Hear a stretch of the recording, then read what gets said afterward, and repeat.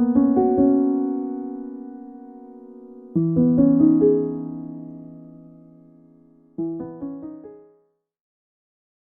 beautiful people. I hope that you are doing well. Welcome to Cinema Podcast, where we talk about music, literature, cinema, photography, as well as other arts. I am joined today by Cory Barger, the principal bassonist at the Filarmonica de Boca del Rio and the founder of the Intentional Practice program. You can learn more about her on her Instagram page at Practice Happier or on her website www.practicehappier.com. Enjoy the show. So, first of all, thank you so much, Cory. It means the world to me that you agreed to do an interview with me. So, thank you. Thanks so much for having me. Thank you. I've been admiring you for quite some time now, and so I wanted to ask you some questions. I check your website, and you mentioned that you started your musical journey with the flute, and I was wondering, how did you choose this instrument, and how did you switch to the bassoon? Well, it's a little bit of a long story, but I chose the flute because my best friend was playing the flute. She was ahead of me in school, so I saw that she was playing the flute, and by the time we had the opportunity to take music class in fifth grade, which is like you're around 11 years old, then we didn't actually go to the same school, so I didn't have that friend, built-in friend in band. But of course, when you're in music class, you always make a bunch of friends. One of my closest friends in the class was playing the oboe. And after a while, I was kind of bored with the flute because you play the same part. There's so many people in a American band class. Basically, like, we didn't have orchestra; it's just like a wind band. And there'd be like 15 people playing the flute, and they would all be playing the same part. And I was like, this is boring. Actually switched to the oboe at first. My mom had this ancient clarinet that was made out of metal, and that she'd played it when she was a kid, like in the late 60s. And I borrowed it and I brought it to school one day, and I was like, I'm gonna play the clarinet now, even though there were even more people playing the clarinet. And the band teacher was like, okay, that's cool. Why don't you try the bass clarinet? Because we need people to play the bass clarinet. And I was like, awesome. And so I played that for a while. I think that was really like what got me into knowing that lower sounds were my thing. Then I mentioned that I had a friend that played the oboe, and I was starting to get a little bit, the person that also played bass clarinet with me didn't really like me very much. And she kept like emptying the neck of her bass clarinet on me while I was putting my bass clarinet away. What? So I was like, oh God, this is horrible. Oh my gosh. So I ran away and went to play the oboe with my friend. And I did that for a couple of years. And I liked that. It was a little bit high and squeaky for my taste, but by the time I got to high school, we went to a new school, and this is like a public school, like state funded school music program. So not a lot of people had their own instruments. I didn't have my own oboe, and neither did my friend. So we were using the instruments from the school. We both went to the same high school at, this would be aged like 13, 14. And she had been playing the oboe longer. And so I was like, the school only had one instrument. It's like, you go ahead, you play the oboe, I'll go back and play the bass clarinet or something. And the teacher overheard this conversation and was like, no, you're gonna play the bassoon. And so that was how I got to the bassoon. And I think the whole time I was just looking for a different sound. And really the bassoon was it. So I like to say that the bassoon found me. Oh, that's so beautiful. Yeah, that's actually awesome, that story. Like, you actually know how to play several instruments, not just two. That's amazing. Yeah. Yeah, and I think it's really informed a lot of my teaching, because I see things in overarching themes rather than instrument specific issues. Of course, there are a lot of things that are any woodwind instrument has in common, and everything has its own differences. But there's always people having issues with breathing, with articulation, those sorts of things always come from the same kind of root um, cause, I think. Yeah. Talking about like technique and like air pressure and stuff like that, how did you like what was your experience with comparing like the oboe, the flute, the bassoon, the bass clarinet? How are they different and how are they similar? At that age, I didn't really know to compare them, but later, now that I've taught a lot more, um, it's clear that they're very different, of course. The amount of air that you use for each one is very different. The flute uses all of your air but has no resistance. So you don't, a lot of people playing the flute tend to blow really hard but not support when they're very young. And the clarinet has the most resistance, in my opinion, unless you're playing an oboe with an extremely hard reed. um, but you need a lot more support to just make a sound work. And the oboe and the bassoon are very dependent upon reeds, of course, but they don't really require as much air as you think. And most people run into this problem of having too much air. So you get a lot of air pressure inside your head that does not get to go into the instrument. So you feel really unpleasant in your body. And that sort of sensation kind of tripped a bunch of like light bulb moments in my head, because I felt that I was getting like this panic response. And we never really talk about how our bodies react to what it is that we're doing when we're playing. But our breathing affects our mental state a lot. It affects like how clearly we can think. For example, like if you're trying to play for an entire page without being able to have a breath, you're going to be really stressed, and your brain is going to be much more distracted by the time you're about halfway through, because you're like screaming for oxygen. Yeah. Um, what would you say, like, for people who don't know, the main difference between a single reed and a double reed, which the single reed is what we use as clarinetists, and then the double reeds are for the oboe, bassoon, and other instruments. The biggest issue that I run into, especially with like students who switch from a single reed to a double reed, is the fact that the reed is the mouthpiece, completely self-contained. So you don't have a way to um, stabilize or solidify anything with the reed. With the clarinet, you can make plenty of adjustments with your bottom lip to figure out what type of sound you want to make, and you don't really, I mean, correct me if I'm wrong, you don't really have any adjustments on the top side, aside from maybe like Mm, tightening or embouchure in yeah. general. It depends Whereas, because you can yeah, take more or less of the mouthpiece, you know? yeah, It really depends, but there's little things that you can do. Yeah. yeah. But with the oboe and the bassoon, it's all the way around. So you have to be thinking about the strength up here and how it like relates to the strength down here. And of course, if you're playing a single reed and you're like biting down super hard, you're not um, making an effect on the reed with the top side.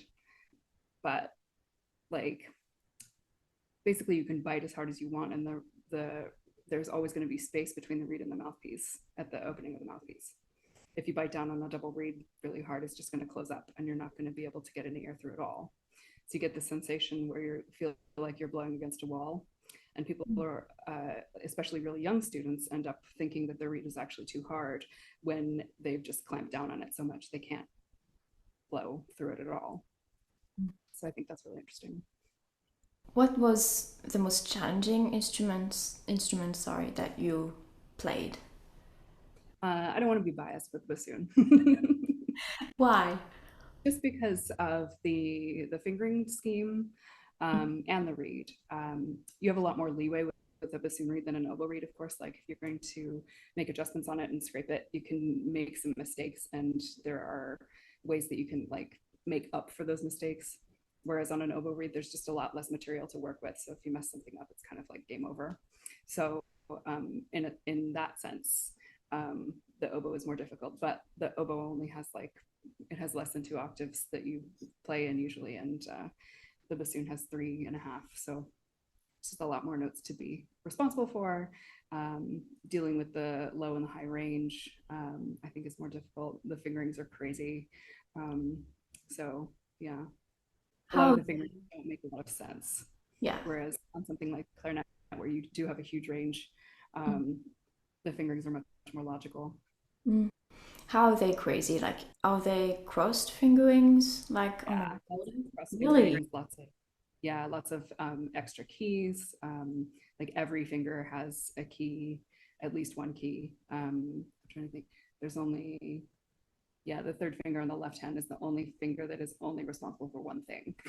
Oh my gosh. That Everything else, sounds no, no, horrible. no, the second finger right hand as well. Everything else has like on the pinky finger there's 3, on the thumb there's 4, this thumb has 9, this pinky finger has 2. There's 2 keys on a lot of the fingers next to each other. So yeah. Wow. I never knew that. Yeah. That's amazing. Like, wow. Okay. I get really good at playing Nintendo and having fun wars. Yeah. Um, I was wondering, like, how did the flute help you with the bassoon technique wise, and also like the bass clarinet, if it did help? Yeah, let's see. I think from changing instruments so much, I got pretty good at just like picking up fingerings and seeing similarities between fingerings, and because there's a lot of things that are similar just because of the nature of the instrument. It's just like a closed system based on, you put a finger down, you go lower. If you need to overblow something, you open a upper finger, and it usually works out. And of course, the bassoon works like that too.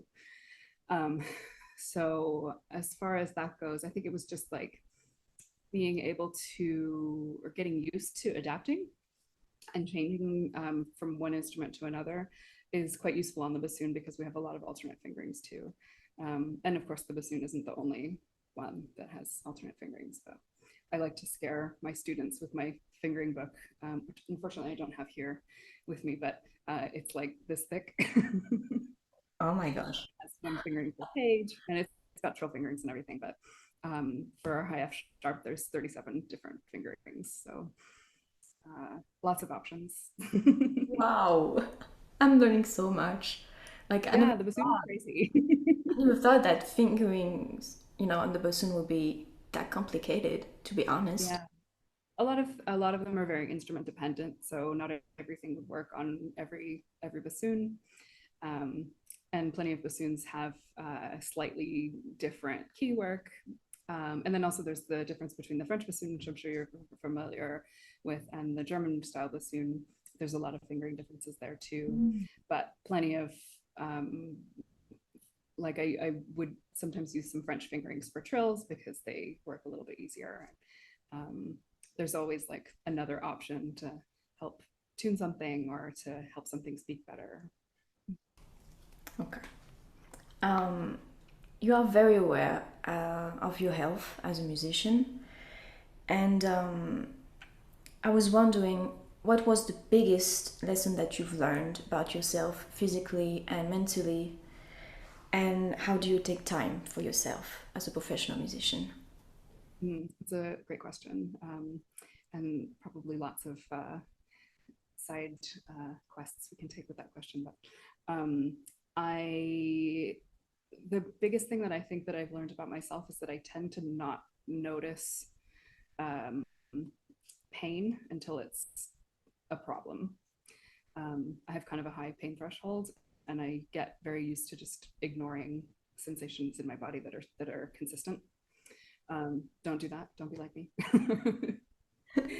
um, but developing an awareness of that is just something that I'm always working on for myself, and trying to get in touch with things in a slightly different way, um, trying to like visualize areas of my body that I maybe might feel are not like closed off, but a little bit more of a mystery. And I don't know if that's a fairly common experience or not, but sometimes I talk to people and they are like, no, I can imagine exactly how that would feel, and others don't have any kind Yeah. of idea. Anyway, um, that's led to quite a few injuries for me. Um,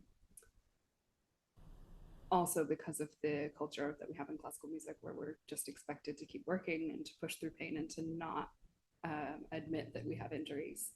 Um, I think that's much better than it was when I was a student, but it's still a problem, I think.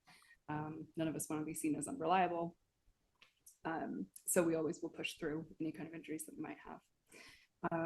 So how I take time for myself, I do yoga in the mornings, not always because I tend to oversleep sometimes, but if I do get up in time, I do yoga in the morning so I can make sure that I'm actually like paying attention to how my movements feel each day. Kind of gives me a little bit of a baseline for what I'm looking for. And then when I go to rehearsal, I feel more balanced, and I will actually notice if I'm sitting a little bit more crookedly, which I tend to do. Um, the the chairs that we have in orchestra are not quite the right height for me, so I have to like adapt really strangely. That's something that I think plagues a lot of people, especially shorter people. We all go through obstacles as musicians. And what was a defining moment for you, again, besides your thumb injury? Well, more recently, I would say the pandemic, of course, had a really big impact for me, for all of us, for in many ways. Um, Before the pandemic, I was actually thinking about quitting my job. I was very burnt out, and I was in a position where I felt like um, there just wasn't, I wasn't seeing any kind of satisfaction for what I was doing, I think. I'd started to really just like lose that spark. And I was angry all the time. I was complaining all the time. My shoulder was hurting all the time. And we we were playing some really good repertoire, but I didn't have the best relationship with the conductor. There's a lot of kind of sexism going on in a lot of layers of management around here. Um, and yeah, I don't want to get too into it because who knows who will see this, but there's been some contract problems and pay problems, and just generally, I felt like our work was really underappreciated and not well paid, and it just was bothering me more and more and more as the time went on. Um, and then the pandemic happened, and everything just like had to stop. So I didn't practice for months at the beginning of the pandemic. Like I just put my bassoon down and I was like, okay, see ya when I want to. And I just didn't want to for a really long time. And for a while, I felt really guilty about that. I was like having this huge existential crisis. Like I should change careers. I should like, I don't know, go work at a cafe or something. But very, very luckily, I could spend the time where everything was really locked down with my parents. So right now I live in Mexico, and I was living in Mexico before the pandemic. And once it was clear that we weren't going to have concerts for the foreseeable future, I got on a plane and I went home to stay with my family. So I had like a shelter to be in, and I didn't really need to worry about making money, which was very, very, very lucky. I know that a lot of musicians absolutely did not have that kind of safety net. And at that time, we were also getting our salary from the orchestra, which is really, really wonderful. We when I said I didn't play for months, it's not entirely true, because we did have to submit recordings to justify our pay at the time initially in the pandemic. So I would get out my bassoon for the first time in several weeks, play something, record it, and put it back in the case and not see it again for a long time until I needed to record something else. So yeah, anyway, from I had a lot of time to think then, and just that sort of pause gave me the space that I needed to start to figure out how to dig myself out of this hole that I'd gotten in, just being like so over everything. And that was actually where my my course was born out of, my course, the Intentional Practice Program. It was originally me trying to heal myself and taking all the steps that I could to get myself to actually enjoy my work again. And it worked, which is I'm really grateful for. Yeah, that's beautiful. Yeah, and researching burnout and like motivation and uh, yeah, just like workplace wellness, those kinds of things. Yeah, and I feel like we don't talk a lot about being burned out and I think we're really taught to not do that because, like you were saying, it's such a privilege to be a musician, and it absolutely is. But that can also be used as a weapon against us, and from oneself to oneself, um, but also from the culture of our schools and our institutions in general that. We are privileged to be able to be here, therefore we have to do everything we can to deserve that privilege. And that can be pretty rough on a lot of people. I definitely felt a lot of guilt when I wasn't working, um, and felt like, especially when I was a student, that every moment needed to be filled with some sort of either practice or learning about history or repertoire or whatever. exactly. I remember I had this rule that I couldn't travel anywhere unless I had like either an audition or a master class. Like I would allow myself to go visit my friends on summer break unless there was like a master class nearby. Um, and it seems ridiculous saying that now. Yeah. But I think a lot of people think similarly. Mm. Um, and yeah, nobody wants to talk about it because it's, first of all, kind of shameful to admit that we might not be loving every moment of this privileged life. But I think I think that's where we run into a lot of issues. And actually, it's something that is really common in burnout is where the culture that you're in has this kind of lofty expectation, and the values that the culture says it has don't actually match how people are treated within that culture. So if we use like medicine as an example, people in the medical field are the most burnt out of probably any workers. And I don't want to compare like my burnout to a doctor or a nurse or anyone in medicine, but they are lauded as like heroes, and when they get to work, people shout at them, people dismiss them. A lot of them are not paid very well, so there's this like idolizing of them at the same time as putting them down day to day. And I see parallels in that with us because everywhere you go, people hear that you're a musician. They're like, wow, that's so wonderful. You're so lucky. Must be really beautiful. And then at the same time, they'll turn around and say, okay, so what's your real job? And arts doesn't get very much funding. People are always asked to work for free, that sort of thing. Yeah, which is annoying, to be Yeah. honest, you know, Mm-hmm. because yes, it's a different job, but it doesn't mean that it's not a job, you know? Exactly. Yeah.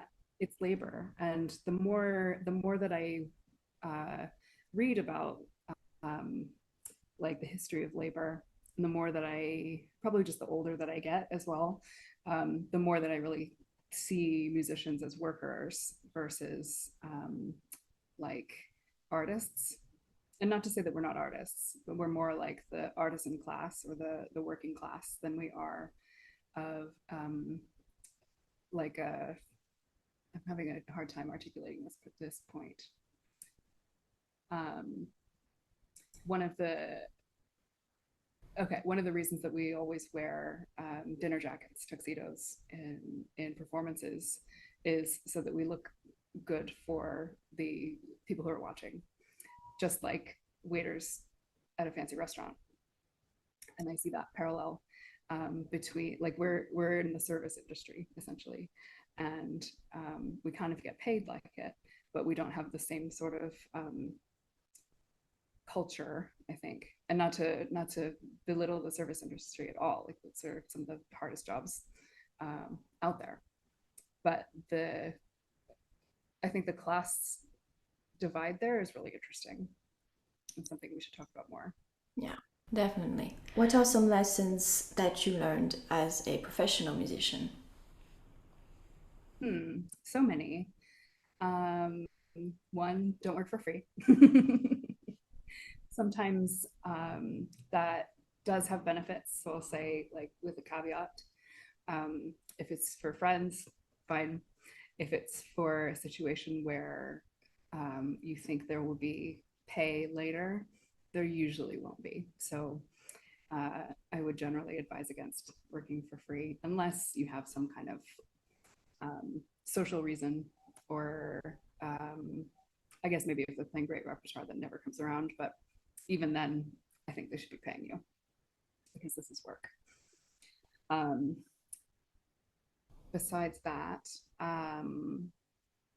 just from day-to-day sort of experience in the orchestra, I think that I've of course learned a lot about how to play with other people that I didn't necessarily get to experience as a student and as a freelancer even. I worked as a freelancer for about 10 years before I got my current job. And in this job, we play 30 weeks a year, more or less, and with pretty much always the same colleagues. And the relationship that you get with your colleagues is really wonderful and fascinating. You get to learn how they play, you get to learn how they might phrase something, how to play in tune with them because their particular intonation preferences might be a little bit different. You can learn that. And just like becoming an ensemble is really cool. There are always new people coming into the orchestra. Usually, like every 2 or 3 months, we'll have someone leave and someone come in. But when there's a fixed section, it's really wonderful to be able to develop that kind of relationship. And that's something that I didn't really realize that I valued so much, this sort of stability that an orchestra job might give you from that standpoint. And also just having colleagues that live nearby. When you're a freelancer, it's like everybody drives in for the concert and goes home immediately afterward. There's not really any kind of there aren't too many opportunities to socialize with your coworkers. So it kind of in some ways feels like an office. Yeah. Kind of like so yeah. How to adapt to different conductors. Of course, that's something that you do get in school. You will get like guest conductors sometimes. So I know some schools have pretty much the same conductor for each project. But as a freelancer, particularly, you would always be playing with different people. So being able to adapt to not only the section, but to the conductor and to their expectations is something that takes a while, I think, to get used to. But it's hard to put your finger on how to teach that, I think. So yeah. Yeah. Yeah, you have to experience it for sure. Yeah. Mm-hmm. I was wondering, what's your favorite piece that you played solo and with the orchestra, and which one was the most challenging technique wise? Also, with musicality. Yeah, let's see. I think my favorite solo piece is, it's a hard question. Either the Saint-Saëns Bassoon Sonata or the Tanzmann Sonatine. Mm. Um, there's a lot of really, really great French repertoire for bassoon. So um, I think would probably be at the top of a lot of people's lists. Both of those are pretty technically difficult. Um, and they have just like transcendently beautiful moments, interchanged with a lot of really fun things. One of the best things about bassoon, the bassoon, is that there's such a variety in articulations and in like playing styles that you tend to get in repertoire. And I'm sure this is true of a lot of instruments, but in you can really tell when someone knows how to write for the bassoon when they give you all of this variety. And Tanzmann and Saint-Saëns do this. So you get a lot of time to really sing in the tenor register. You get a lot of time to play really spiky articulations and just like have fun while you play and be challenged at the same time. In the orchestra, my favorite piece to play, I love playing Mozart and Beethoven. Um, I think I would probably say Shostakovich 10, though, Mm. because it has some great solos and it's just a really wonderful piece. One of my favorites. And it's such an emotional journey, I think. Um, and being able to experience that is really special. Yeah, yeah. Tchaikovsky's music is really special, I feel like. Um, there's so much magic in it, and I always dreamt to play his music in an orchestra. Like, it must be insane.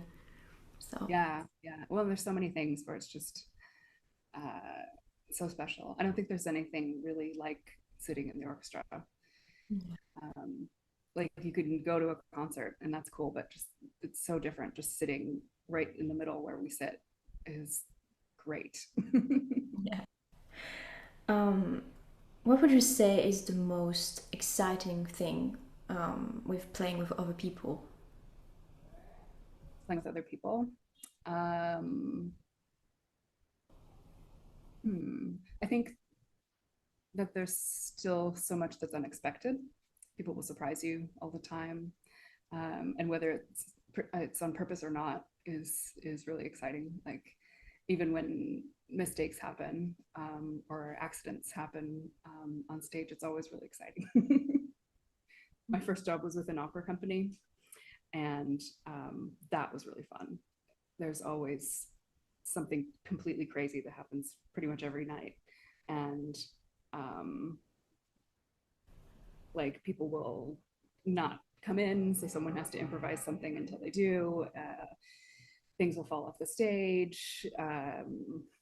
Like it was just a really fun environment. And I don't want to sound like someone who loves chaos, but I think maybe I do. Um, what's one misconception about a professional orchestra?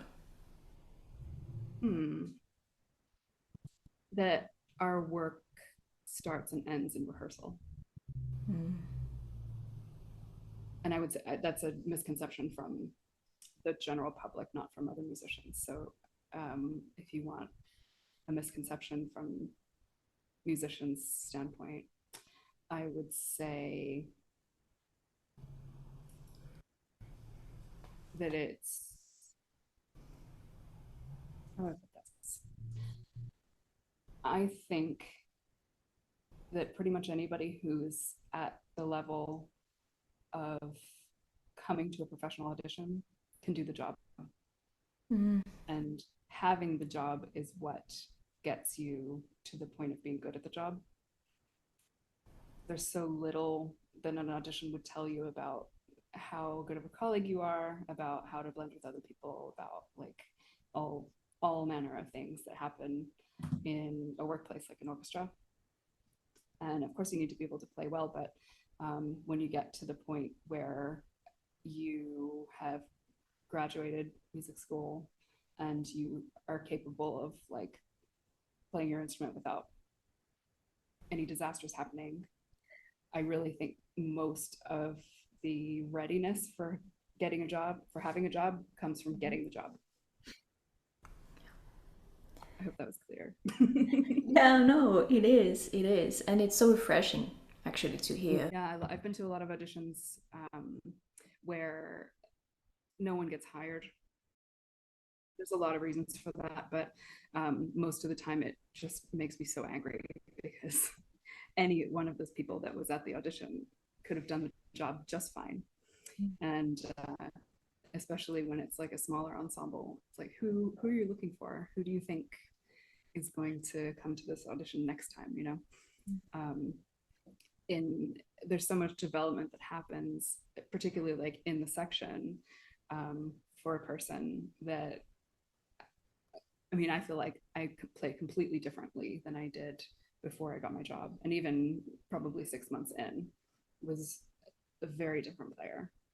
So like having the opportunity to develop into a role is really wonderful, and hardly anybody gets that opportunity, and we feel like we need to be like ready when we get there, but there's a different kind of ready that we're not necessarily prepared for in that way, if that makes sense. What would be your advice for someone who is taking his or her or they first audition for a professional orchestra? um, First, I would say notice what you're thinking about when you're practicing. Notice what makes you anxious in the time leading up to the audition, because those sorts of things are what's going to come out as nervousness or anxiety or fear on the day. My general philosophy is that like all of our practice experience is something that we bring to us in a performance and in an audition and things like that. So if you're speaking to yourself really aggressively, if you're telling yourself that you should be able to do this, or what's wrong with you, why can't you do this, oh I'm so stupid, that kind of thing, that is going to make you stressed, and it's going to make you feel terrible about yourself, and in the long run that's not going to help you play to your best abilities. Some people respond to negative motivation, but most of us don't, and the research really shows that it's usually very detrimental to us to work under threat or work under any kind of like fear motivation. So try to get more peaceful in your feedback to yourself and how you talk to yourself in and out of the practice room, and notice what it is that you believe about that particular audition and auditions in general. Like if you believe you're not good enough, no matter how much you're going to like try to talk yourself up, you'll still be believing that, and you'll still have some uncertainty that's going to make you nervous later. So all of these like small little threads will come together, and later looking back you can see possibly where they came from, but you don't see them as you go through, if that makes sense. Yeah. About your thumb, injury that you talked about on your website, you talked about like the need of not telling your teacher about it until one day you just lost it and you cried in front of him or her, I don't know, or they. Why do you think, if you want to talk about it, of course, do you think it was like an exterior pressure with the school, or like maybe you, or both? Like how did you ended up by being scared actually of telling your teacher that I'm hurting and I don't know what to do? Yeah, I mean, I can't say that there was anything particular that it came from that I could trace back and say like this is why I didn't feel comfortable. My teacher was kind of a scary guy. He was very friendly outside of lessons, but in lessons he was really intense, and people would cry in lessons all the time. He was pretty scary. I think he only made me cry one time actually in the lesson, but a lot of times I would leave the lesson and go cry in a practice room. Oh no. Um, and yeah. So he was just, he had very high standards, and like if he thought that you hadn't practiced enough, he would kick you out of the lesson and tell you to go practice. He was that kind of teacher. Wow. And that's what his teacher was like. And I don't want to dismiss that as, being like, oh, that was what he knew. But that's how a lot of people learned, and still learn. And I really, really hope that we can not teach like that. I learned a lot from him, and some of the things that I learned from him were how I don't want to teach. So it was in general just the kind of atmosphere where I didn't really feel that comfortable sharing any extreme vulnerability. And I felt like an injury was a pretty extreme vulnerability. I don't remember any issues with people being sick, but like it was expected that we would come to lessons being sick, which now is like crazy. But that's the culture we have too in classical music. Like how many of us have gone to work sick? Probably all of us. I've played concerts with food poisoning before. Like you just don't take time off. It's really expected that you are there all the time, and you don't get sick days and you don't get days off, and that's just it. And I don't know if it was like just general pressure that we all picked up from school. Not all, people that that feel this way, or if it was actually explicitly stated to us at any point. I can't remember. It was kind of a long time ago. Almost, no, I won't say how long. But yeah, it was, and what was ironic was that when I did tell him, he was really kind and helpful about it, and I absolutely did not expect that. That's good. Yeah, so I feel bad that my impression was so negative of that point. But clearly something had happened to make me not feel safe coming forward. Yeah.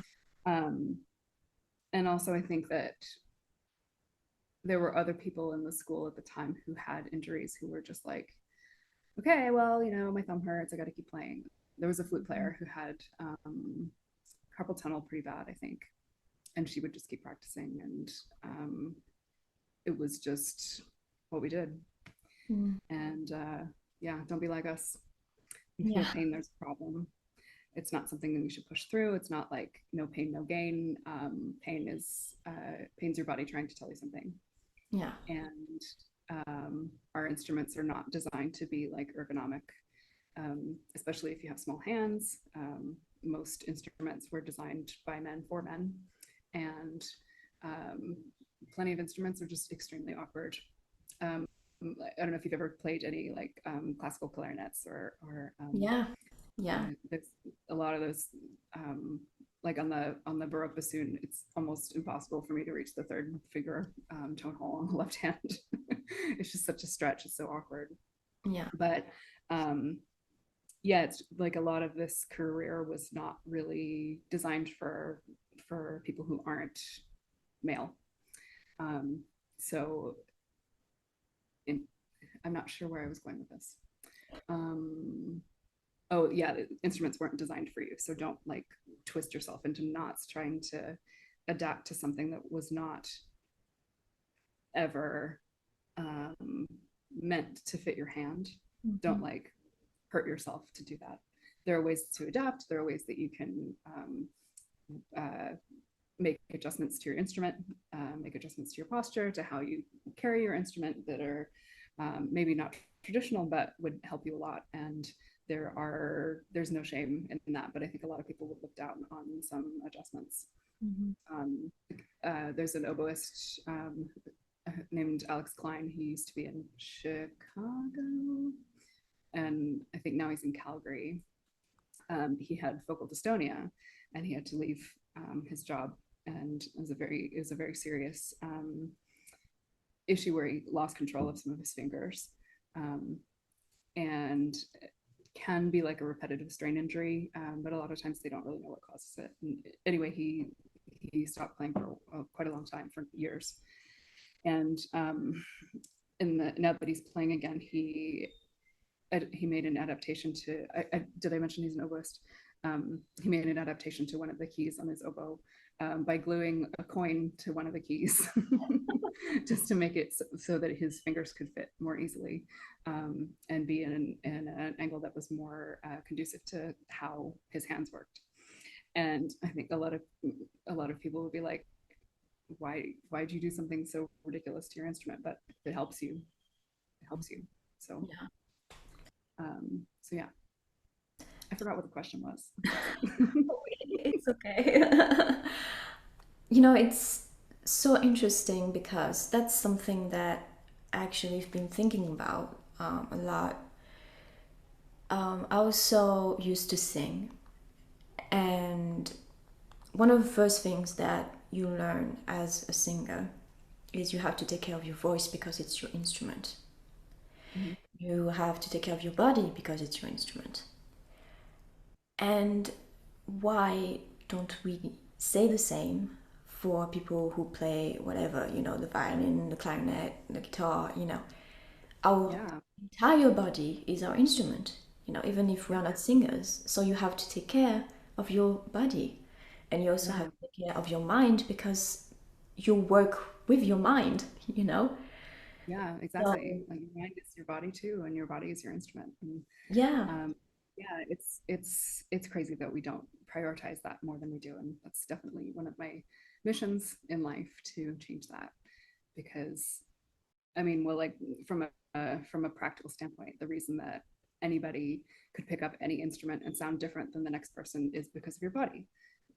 Like if you play the clarinet and I play the clarinet, even if we're playing the same instrument, we're going to sound different because of the shape of our sinus cavities, the shape of your throat, the shape of your chest, like just the type of resonance that you can get with your body is different from person to person. And even if you're playing an instrument where you don't need to be thinking about what's going on inside you, it's still affecting your sound. Mhm. So we need to really see that as a huge factor. I mean, maybe even more than the instrument in how we sound is how we move and how we take care of our body. Yeah. And also like that thing with no pain, no gain.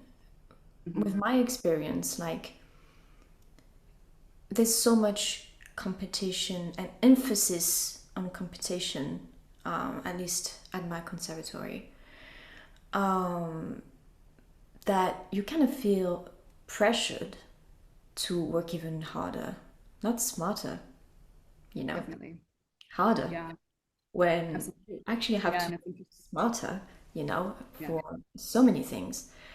Mhm. But you're like, oh, I don't do enough, because you're always thinking, oh, but what is she doing? What is he doing? What are they doing? And it puts you in a bubble, and for me, from the start, I was, and still now, unfortunately, I'm a perfectionist. And I always feel like, oh, this is not good enough. Like, I have to do that better. I have to, you know. And in a way, it's good, because I'm putting standards, I know what I want, but there's another perspective to it, another facade to it, which can be quite toxic sometimes. And, Yeah. you don't really see your value as what it is truly because you're only thinking about have to be the best, and when you have to actually focus on being the best version of yourself. And the only way to do that, in my experience, is to take care of myself. And I feel like there's also so much, like, the external, the public. There's a vision, with, like, what it is to be a musician. You know what I mean? Like, sometimes we are put it such a pedestal Hmm. that, oh, but you have to work really so hard, every single day. Yeah. Yeah. And the whole narrative about, Yeah, well, it doesn't pay very much, so it's like a labor of love. yeah, And not only do you have to put all of your body and all of your energy into it, but all of your spirit and your soul. And um, at some point, there has to be something left for you as a human, and a exactly. lot of times it isn't. Victoria, especially, is a really hard place to learn lessons like that because it's not really set up to be focused on people. Mhm. Um, and I'm sure that there are exceptions, and there are plenty of great teachers out there who really want people to focus on themselves as human beings. But in general, the industry just doesn't really see us as much more than replaceable parts within the larger whole. And if there's something wrong with one of the parts, then you toss it out and you get another one. Yeah. Um, it's really interesting that you said that we need to be seen as working harder, because I think that's really what it comes down to, is that we feel like we're being judged by others for not working hard enough. Mhm. And if we're not working hard enough, then we don't deserve to be where we are. And I'm sure a Exactly. lot of us have actually heard that before. Yeah. Um, and if you're, even if you are getting the same amount done in less time, you still feel like you need to be seen as Mhm. working harder. There's still this feeling that whatever you're doing is not enough, and that underlies, I think, every interaction that we have.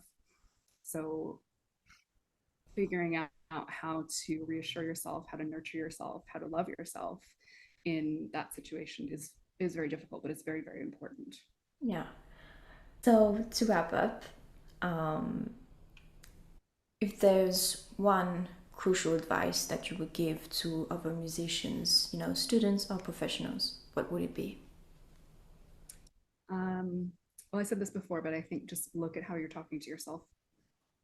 Figure out what thoughts you're having as you're playing. A lot of times we might not be thinking in words, but um, if you are talking to yourself as giving yourself feedback, really try to be as neutral as possible. Don't put any value on things as being good or bad.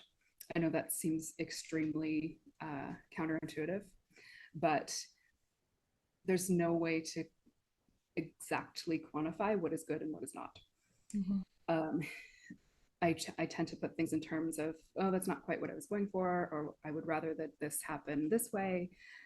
Something that you can actually work with, rather than something that you are using to punish yourself to work Mhm. more, I think is really, really the best place to start. If you pay attention to your thoughts, a lot of us who haven't paid attention to them before will notice that we're kind of saying a lot of really, really mean stuff to ourselves all the time. Um, so try to slowly transition yourself into not doing that. Yeah. Go for as neutral as possible. It doesn't even need to, you don't need to be like a cheerleader all the time, because Mhm. you're, first of all, you're not going to believe that all the time. You're not going to be like, on one hand saying to yourself, I'm the worst musician, I'm never going to get a job, and on the other hand be like, no, you're the best, you could do this. So you're not going to believe it. But try to keep any judgment out of it, because that tends to get around the not believing it part. Well, thank you so much, Cory, for giving me so much time to, Thanks for listen having to me. I me really and love talking to you. questions. That's so kind of you, really, truly. It means a lot. Thanks for having me. So that's all for today. I hope that you enjoyed our program. If you want more content from me, you can go check my YouTube channel or my Instagram page at The Musician Insight. Thank you all for listening and see you next time.